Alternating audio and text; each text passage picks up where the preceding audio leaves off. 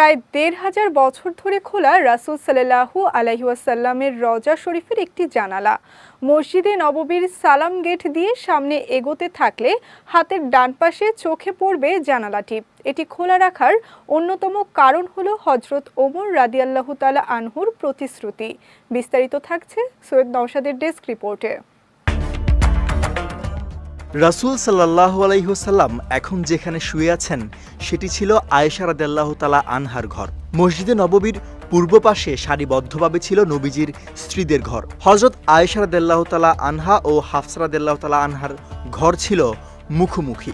মাঝে একটি গলিপথ, যে গলি দিয়ে সবাই রওজায় সালাম করতেন। ১৭ হিজরিতে হযরত ওমরের খেলাফতের সময় মসজিদে নববীর সম্প্রসারণের উদ্যোগ নেওয়া হলে রওজায় সালাম দেওয়ার সুবিধার্থে হযরত হাফসার ঘরটি সরিয়ে ফেলার প্রয়োজন দেখা দেয়।